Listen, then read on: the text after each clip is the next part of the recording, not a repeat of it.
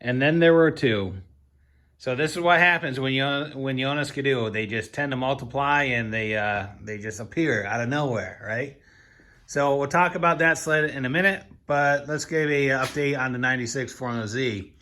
So the last time I actually posted a video on it, we were talking about the carbs and how we got it up and running, and then we needed a throttle cable on it. So at this point, the throttle cable has come in, and we have it hooked up and everything else. We got the exhaust back in there. The carbs are in there. Fuel lines are all good. It does run. So the issue I'm having with it now is it's flooding at rest. And what I mean by that, when it's sitting at idle, it's drawing fuel and it's actually filling the case with gas, right? So I've gone through this thing a couple times. I'm pretty sure I know what it is at this point. But the first and foremost is the fuel shutoff doesn't work. The O-ring that's in the shutoff tore. So whether it's on or off, it's passing gas through it.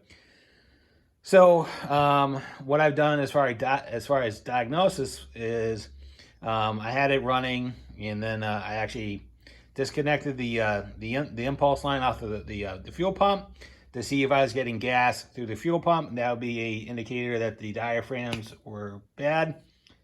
Fuel pump is completely dry. So I think what's going on is I have a bad needle and seat in the magneto side carb. Even though I've taken it apart, I've cleaned it like 2 or 3 times at this point. I can pressure test it and everything else. It seems to be holding when it's on the bench, but for whatever reason, once it's in the sled, it's just gas is entering into the engine somehow. And with Skidoo and their infinite wisdom, unlike the Polaris sleds where there's 10 millimeter drain bolts to drain the gas out in the event something like this happens, Skidoo didn't put that feature in.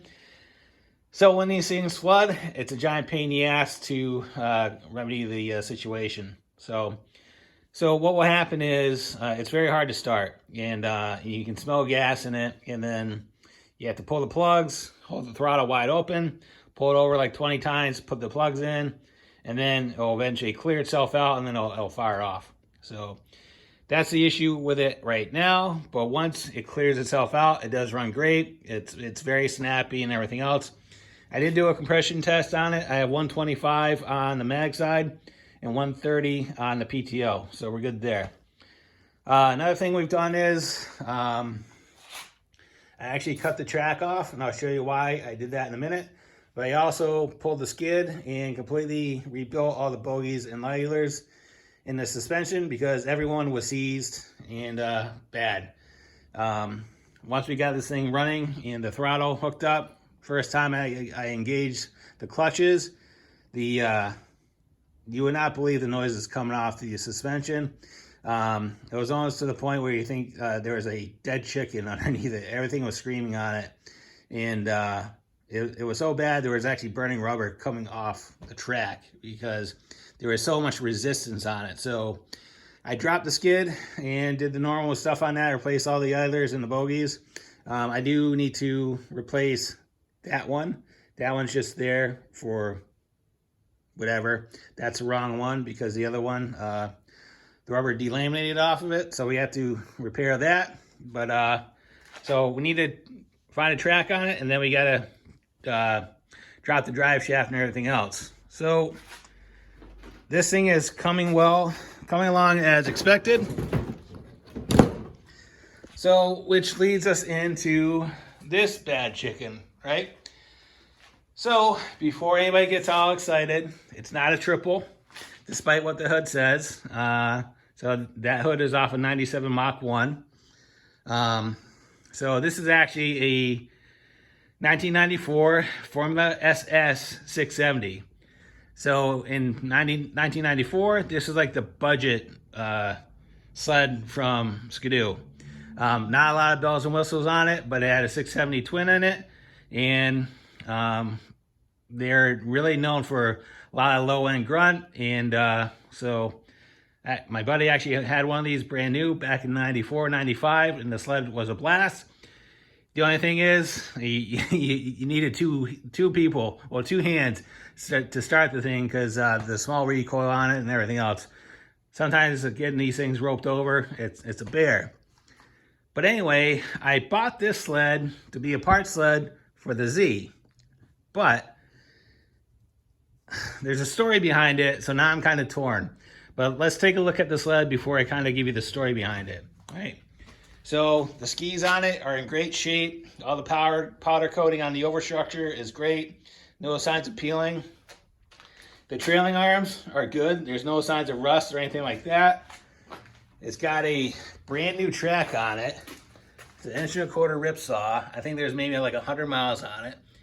And it also has a SC3 suspension out of it. I think it's out of a 2001 MXC 600. So the C7 is gone. The the seat was recovered, so the seat's good. It has reverse, right? So why don't we pop the hood, kind of take a look at what's underneath it. So this is your run-of-the-mill 670 twin with 40 millimeter carbs and single pipe, right? So some may say, hey, that's a blackhead, that's a 617. And you'll be right to think about that because a 670 is supposed to be purple and the 617 was black and the 583 is red, right? But when I started looking at this thing, right, it is a 670 because if you look, you'll see purple on the neck, right? And there's some purple down here too, right? Somebody, previous owner, rhino lined the head. That's why it's black, right? So take that for what it is. So as far as mileage, I honestly have no idea, right? Because again, it has the Mach 1 hood on it. It has the Mach 1 gauges, and the gauges don't belong on this one. So the gauges say it's 5,600 miles or maybe 7. I have no idea. But honestly, I'm not too concerned about that because again, if we look at the engine, you're going to see a new base gasket. So if you look, you're going to see that the cylinders are brand new, right? So at some point, this thing had a recent top end swap, right? I haven't done a compression check on it, but like a 670 should be, you need two hands to rope this thing over, and this one is no different, right? So I'm not too worried about that. It will run if you put gas down in the cylinders, but it's not drawn out of the carbs. Obviously, because it's dirty. The pickup line in the tank is completely rotted out, so we got to deal with that. So we got to pull the carbs, get this thing running, right? And then we'll decide whether it's future, right?